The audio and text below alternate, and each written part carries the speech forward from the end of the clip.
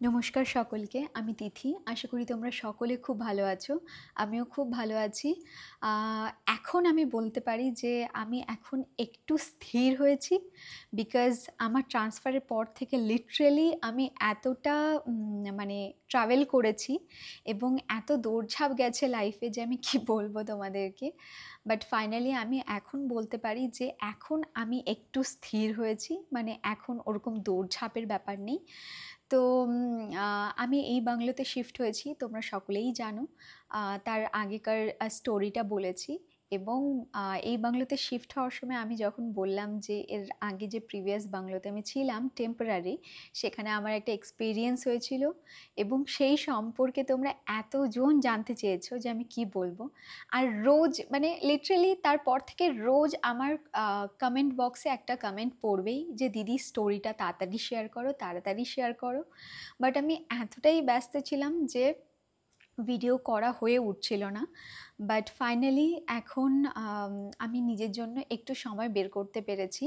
And নতুন বাংলোতে এই bungalow যেহেতু এর আগের বাংলোতে আমার একটু এক্সপিরিয়েন্সটা অন্যরকম ছিল, তো এই বাংলোটাও ১৫০ বছরের পুরনো এবং রিসেন্টলি রিপেয়ার করা হয়েছে। এবং গত ২০-৩০ বছর ধরে যেটা আমি শুনেছি যে এই বাংলোতেও কেউ ছিল না, জাস্ট একদম এর আগে এটা পুরো ভাঙাচোরা ছিল, বাট এখন রিপেয়ার করে এটাকে ঠিক করা হয়েছে। তো আমি প্রথমেই ঢুকে যেটা করেছি সেটা হলো বাংলোটাকে প্রথমে নিজের মতো করে একটু সাজিয়ে নেওয়ার চেষ্টা করেছি। বিকজ এখানে কিছু ছিল না, অ্যান্ড আমার কাছে যতটুকু ফার্নিচার ছিল, যেহেতু এই বাংলোটা অনেকটা বড়, তো সব ফার্নিচার আমার লিটারেলি একটা ঘরের মধ্যে ঢুকে গেছিলো, কোনো জায়গা ছিল না মানে ওই জিনিসপত্রগুলোকে শোকেস করার মতো। বিকজ এই বাংলোটার একটু ভাইবটা অন্যরকম, মানে সেই পৌরাণিক টাইপের। এবং আমার কাছে যেগুলো ছিল সেগুলো আমি চাকরি পাওয়ার পর জাস্ট মানে নিজে থাকার জন্য যতটুকু না হলেই নয় ততটুকুই কেনা ছিল। তো যে কারণে আমাকে এখানে এসে আগে ফার্নিচার এগুলোও কিনতে হয়েছে। তো ফাইনালি সব কিছু কেনা হয়েছে। আমি এই বাড়িতে একটা পুজোও দিয়েছি, সেটার ভিডিও তোমরা আগামীতে দেখতে পাবে।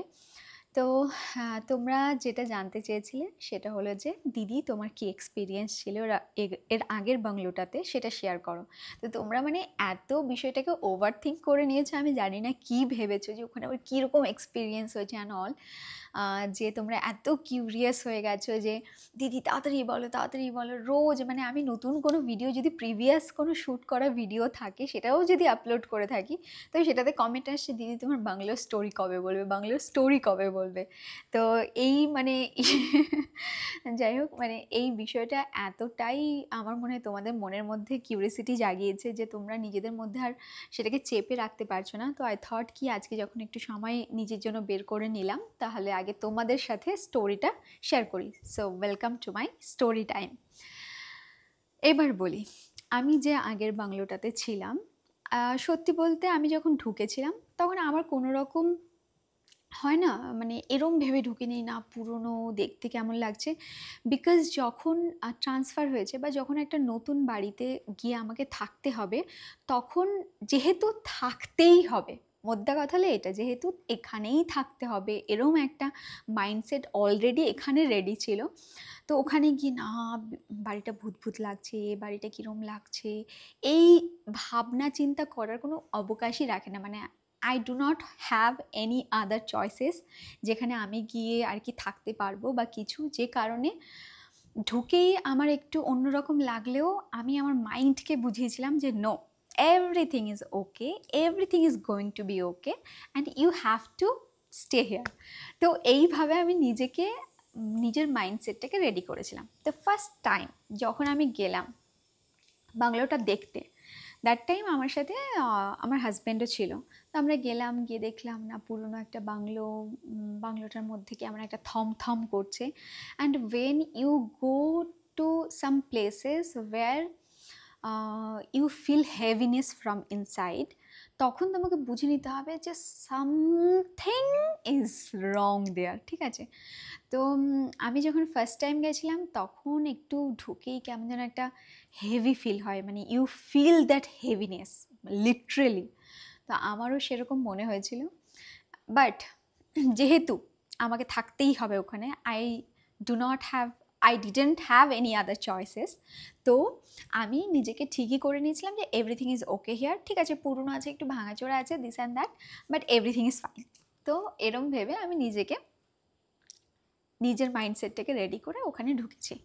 তো আমি যখন মানে টুকটাক জিনিসপত্র আমার নিয়ে, যতটুকু জামা কাপড়, যেহেতু আমি আগে থেকেই জানতাম যে ওখানে আমাকে 15-20 দিনের মতো থাকতে হবে, যতদিন না আমার বাংলো অ্যালটমেন্ট হচ্ছে।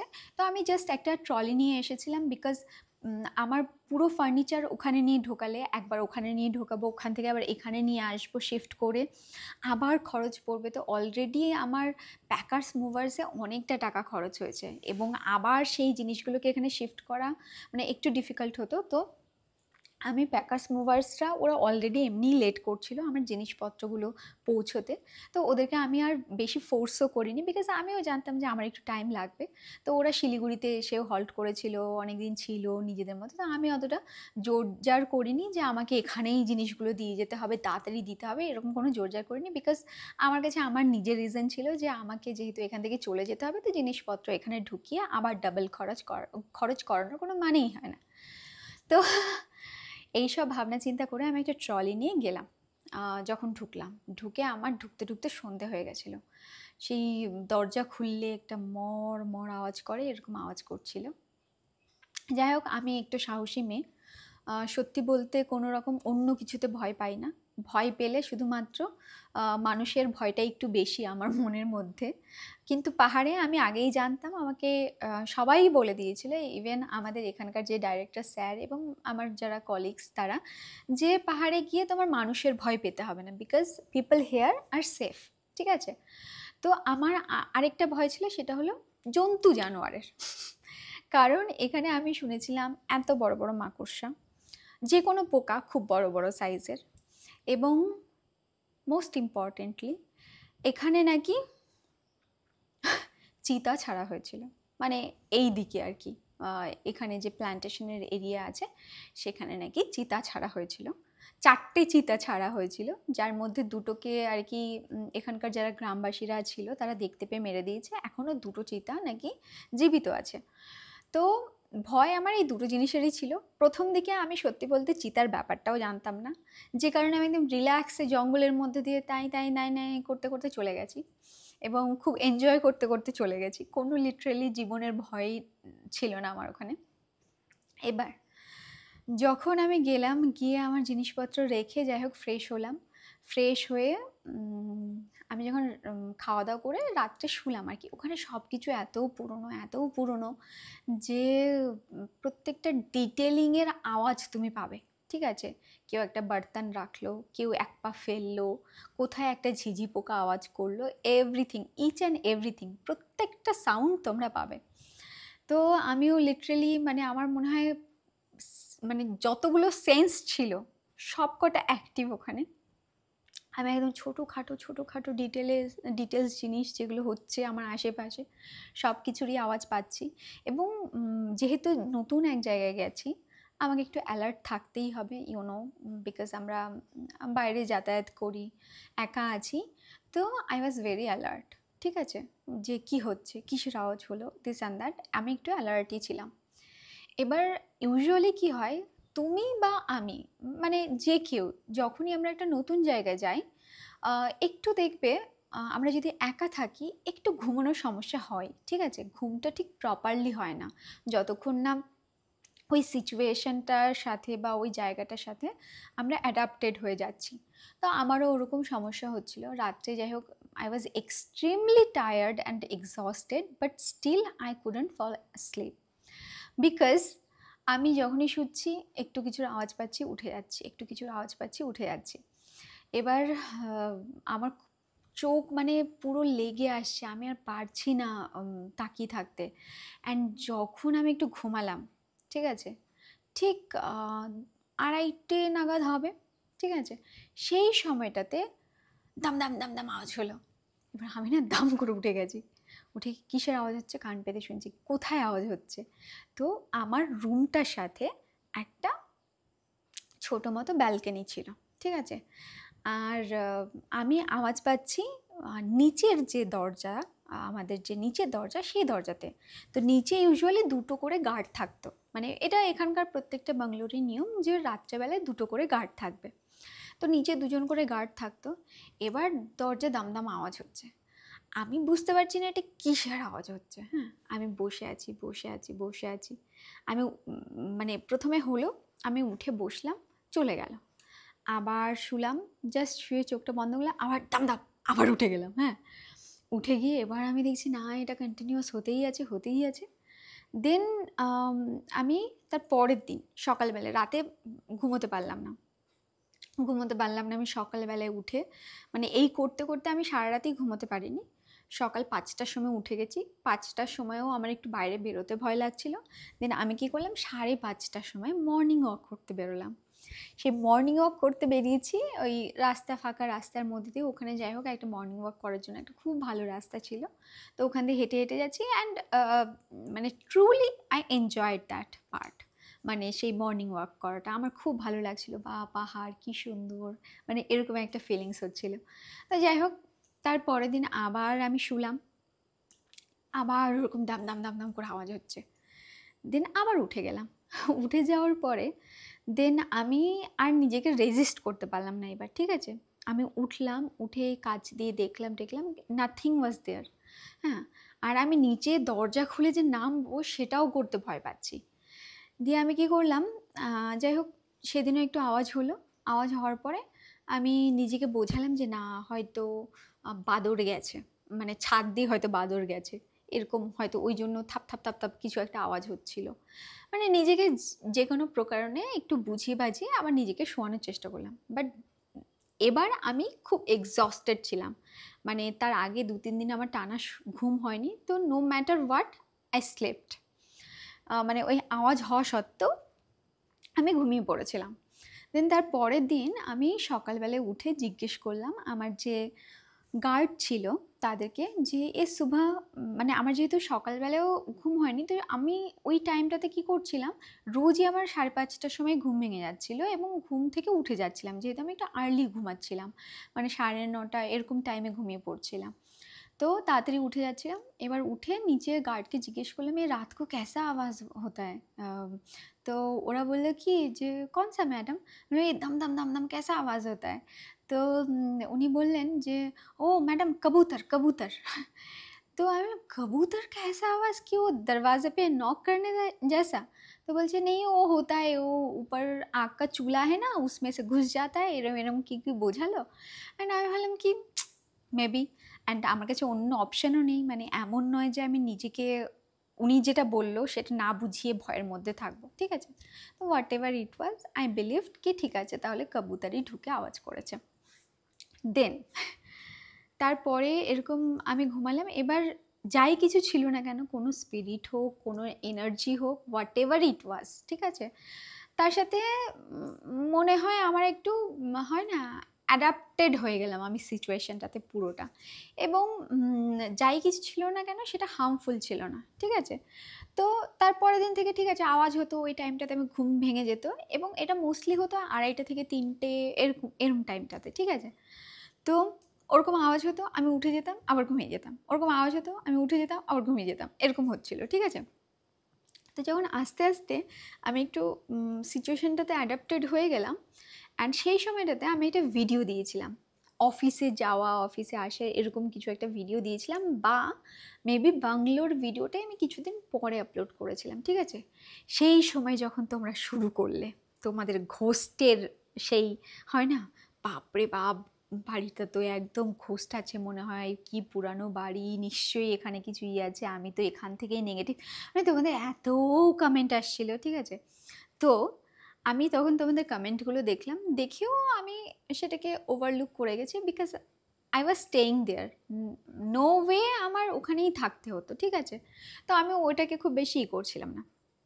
অ্যান্ড তোমরা যেহেতু এত ভূত ভূত আছে এই সেই করছিলে আমাকে, তো আই থট কি ঠিক আছে, I thought of making a video যে দেখো আমি এরমভাবে আছি, এখানে আছি, তোমরা বলো এই জায়গাটায় ভূত আছে, ব্যালকানিটা আরও বেশি ক্রিঞ্জি লাগলো, আরও বেশি ক্রিপি লাগলো তোমাদের কাছে। তো ওয়ান ডে না, one evening I was outside. তো আমার কি হতো, রুমের মধ্যে লিটারেলি কোনো রকম নেটওয়ার্ক পাওয়া যেত না, মানে কোনো রকম নেটওয়ার্ক পাওয়া যেত না। ওই কদিন আমার বাড়ির লোকের সাথেও মানে লিস্ট কথা হচ্ছিল, এতটা কম কথা হচ্ছিল, বিকজ সারাদিন তো আমি এক্সস্টেড থাকতাম, ঘরে আসতাম যখন তখন হলো কোনো রকম নেটওয়ার্ক পাওয়া যেত না। অ্যান্ড মানে হিলারিয়াস একটা সিচুয়েশান ছিল, ঠিক আছে। তো আমি খুব ভুগছিলাম ওই নেটওয়ার্কের সমস্যায়। তো আমি কী করতাম, রাত্রেবেলায় খাওয়া দাওয়ার পরে একটুখানি ওই ব্যালকানি যেটা ছিল সেই ব্যালকানির একদম কর্নারের দিকে একটা চেয়ার নিয়ে বসতাম, কারণ ওখানে গেলে আমার নেটওয়ার্কে দুটো দাগ আসতো, ঠিক আছে। সেই দুটো দাগ নিয়ে আমি বাড়ির লোককে ফোন করতাম, কন্টেন্ট আপলোড করতাম, এগুলো করতাম।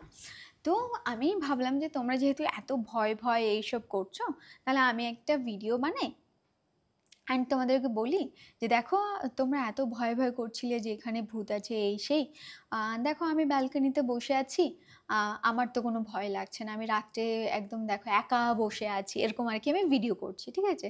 দেখো আমি একা বসে আছি ব্যালকানির মধ্যে, পুরো অন্ধকার, আমার কি ভয় করছে? আমার তো ভয় করছেই না, দেখো তোমরা বেকার এত ভয় দেখাচ্ছিলে, এত ভয় পাচ্ছিলে যে আমি একা কী করে থাকবো। তো এরমভাবে না আমি একটা সিরিজ অফ ভিডিও করেছিলাম। এবার জানোই ভিডিও করতে গেলে কি হয়, ছোট ছোট আমরা ক্লিপস নিই। এবার এরকম আমার মনে আছে আমি 12টা ক্লিপস নিয়েছিলাম, কারণ সেই দিনই এসে মানে আমি ক্লিপস নেওয়ার পরে আমি মানে অবভিয়াসলি যে কোনো কিছু শ্যুট করলে কি কি নিলাম এটা একবার রিচেক করতে হয়, ঠিক আছে। তো আমি রাত্রেবেলা এগুলো রিচেক করলাম, দেখলাম এতগুলো ক্লিপস নিলাম, ওইটা একটা হলো। দেন আমি একদিন যেদিন ওই জঙ্গল দিয়ে আসছিলাম তখন তখন আমি এটা মানে আরেকদিন ভিডিও করছিলাম, ওই জঙ্গল দিয়ে আসছিলাম, এসে গেছি, দেন বাড়িতে চলে এসেছি। বাড়িতে এসে আমি ওই লাঞ্চ করব, এরকম টিফিন টাইমে আর কি, লাঞ্চ ব্রেক টাইমে এসে আর কি টিফিন করব, এই সময়টাতে আমি নিয়েছিলাম। তো ওটাতে আমি কি নিয়েছিলাম যে হ্যাঁ দেখো পাহাড় কতটা সেফ, আমি এই রাস্তা দিয়ে একাই যাতায়াত করছি, অথচ এখানে কোনো মানুষ বা কোনো কিছু নেই যেটা খুব খুব হার্মফুল বা আমাকে ক্ষতি করছে, তোমরা বেকার বেকার ভয় পাচ্ছ, এই রাস্তার মধ্যে দিয়ে যেতে বারণ করছো আমাকে। দেন এগুলোই আর কি নিয়ে আমি আরেকটা ভিডিও করেছিলাম, দুটো ভিডিও। আরেকটা ভিডিও করেছিলাম আমি যেটা হলো বাংলোর মধ্যে অ্যাস্থেটিক নিয়ে, বাংলোর অ্যাস্থেটিক নিয়ে, ঠিক আছে। এইটা বাংলো এরকম, মানে এরকম বেশ কিছু শর্টস ছিল। তো সেটা নিয়ে আমি ভাবলাম যে একটা মার্চ করে একটা মোটামুটি একটা ভিডিও করব। তো মোটামুটি আমার কাছে 30টার মতো ক্লিপস তো হয়েই হবে, যতগুলো ভিডিও ছিল। এবার অনেক দিন পরে অনেক দিন পরে আমি একদিন এডিট করতে বসেছি, যে না ঠিক আছে এটা তাড়াতাড়ি এডিট করে দিই, নইলে ওরা তো চিন্তা করছে কিভাবে কি আমি আছি সেসব বিষয় নিয়ে, তাহলে ওদেরকে দিলে একটু ওরা রিল্যাক্স হবে, মানে আমার অডিয়েন্সরা তোমরা, ওরা একটু রিল্যাক্স হবে যে না তিথিদি ঠিকই আছে। আমি যখন এডিট করতে বসেছি তখন দেখি ও মা, ওই ভিডিও ক্লিপসগুলো নেই, নেই মানে নেই, প্রায় 30টা মতো ক্লিপস নেই, পুরো নেই। মানে আমার তো পুরো মাথায় হাত, কিভাবে হলো, কোথায় গেল, আমি ডিলিট করিনি, ঠিক আছে। এবার মানে আমার বলতে বলতেও না গুজবাম দিচ্ছে, হ্যাঁ এই দেখো, আমি জানি না তোমরা দেখতে পাচ্ছ কি না, এনিওয়ে ঠিক আছে, that is not the point. তো আমি এডিট করতে বসেছি, এবার যখন দেখলাম কোনো ক্লিপস নেই তখন আমার একটু টেনশন হয়ে গেল যে ক্লিপসগুলো গেল কোথায়, কি হলো। এবার আমি তখন একটুখানি মনের মধ্যে কিন্তু ভয় পেয়েই গেছি যে না এরকম তো হওয়ার নয়, আমি এরকমভাবে বলছিলাম ওখানে যে দেখো কিছু আছে, দেখো কিচ্ছু নেই, আমি ভয় পাচ্ছি না, ঠিক আছে। অ্যান্ড লিটারেলি সেই ক্লিপসগুলো আমার কাছে একটাও নেই। তো এইটা হলো ইনসিডেন্ট আমার সাথে, ঠিক আছে। হলো, হওয়ার পরে আমি একটুখানি ওটা নিজের মনের মধ্যেই রাখলাম, রাখার পরে এবার আমার জিনিসপত্র চলে আসবে, আমার বাংলোর সব কিছু রেডি হয়ে গেল, অ্যালটমেন্ট কোথায় থাকবো এগুলো ফাইনালাইজ হয়ে গেল। দেন আমি মাকে ডাকলাম, ঠিক আছে, যে মা তুমি এসো, এবার আমি নতুন জায়গায় শিফট হচ্ছি, আর ওখানে আমার ফার্নিচার আসবে, তো গোছাগুছি করতে আর কি আমি একা পারবো না, যেহেতু আমার অফিসও আছে। তো মা যাই হোক, নতুন জায়গা এলে অবভিয়াসলি মায়েরা আসবে। তো মাও এসেছিলো। অ্যান্ড এসে প্রথমে একদিন কুইনোলজিস্টের বাংলোতেই ছিল, বিকজ সেই দিন আমরা ওখানে ছিলাম, ওখান থেকে জিনিসপত্রগুলো নেব, দেন এখানে শিফট করব।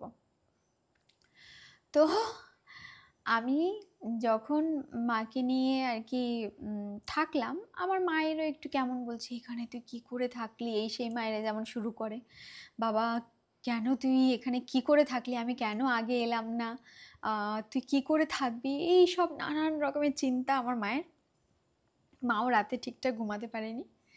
এবার তার পরের দিন সকালবেলায় যখন আমি আমার সব কিছু জিনিসপত্রগুলো প্যাক করে নিয়ে বেরোচ্ছি, মানে গাড়িতে জিনিসপত্রগুলো ওঠাচ্ছি, তখন আমাদের ওই বাংলোতে যে গার্ডটা ছিল, সে গার্ডটা বলছে, मैडम आप जा रहे हो, इतने दिन आप थे तो ठीक ठाक था, मुझे उतना डर नहीं लग रहा था, अभी आप चले जाओगे फिर ये तो सुनसान हो जाएगा, फिर वो शुरू हो जाएगा। আমি বললাম শুরু हो जाएगा मतलब क्या शुरू होगा? বলছে ও यहाँ पे है ना भूत, और उसका वो মানে বাংলাতে যেটা বলে তাণ্ডব শুরু হয়ে যাবে। তো আমি বললাম मतलब आप लोगों ने तो मुझे कभी नहीं बोला। तो बोलছি যে वो हम लोग खुद से ही नहीं बोले क्योंकि आप डर जाते और आप तो अकेले ही थे, आपको डर लगता तो आप तो नहीं रह पाते, इसीलिए आपको नहीं बोला। तो আমি বললাম तो इसका मतलब वो जो आवाज़ होता था वो कैसा आवाज़ होता था? তো উনি বলছে কি যে আমি তোমাদের বাংলায় বলছি, ঠিক আছে।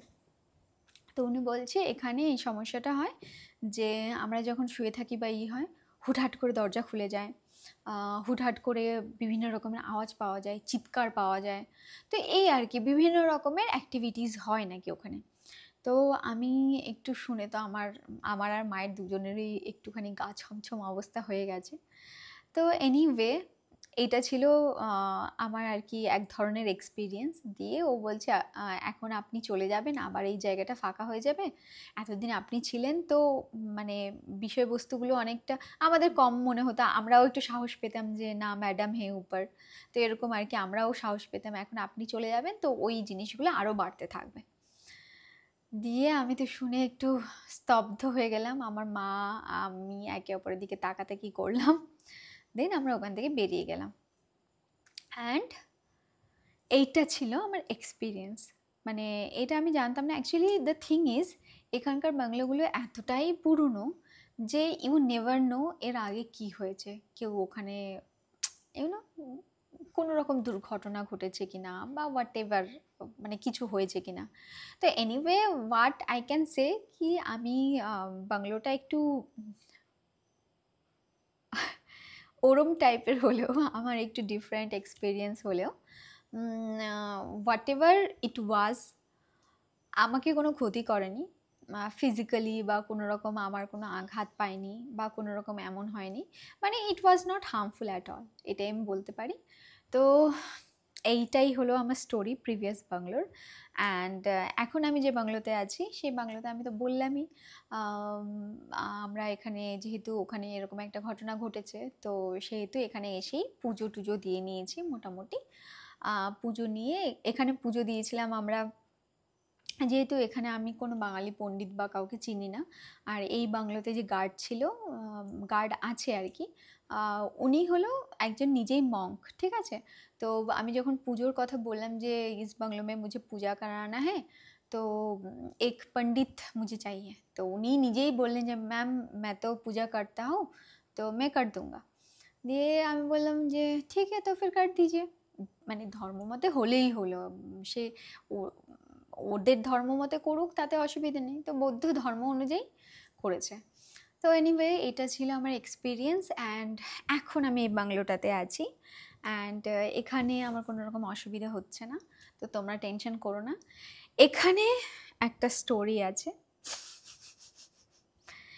এইটা আমি আরেকদিন নিয়ে বলবো, তবে এই স্টোরিটা ভুতুড়ে স্টোরি নয়, এটা আলাদা একটা স্টোরি, সেটা আমি বলবো। তো তোমরা যদি মনে করো যে না এরকম টাইপের স্টোরি তোমরা শুনতে চাও আমাকে অবশ্যই জানিও।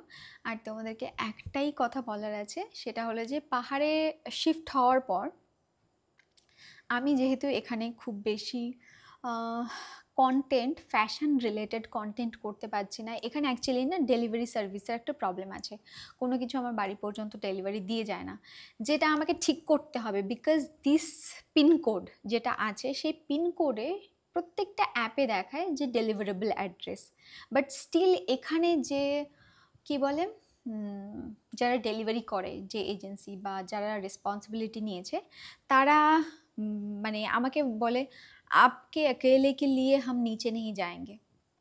তো আমার কথা হলো তোমার এখানে ডেলিভারি পিনকোড ডেলিভারেবল মানে কি, আনা গোনা কোনা যত আসছে সেই পিনকোডের মধ্যে অবভিয়াসলি সেই সব জায়গাতেই ডেলিভারি দিতে হবে, সেই কারণেই এই কোডটা ডেলিভারেবল অ্যাড্রেস হিসেবে দেখাচ্ছে।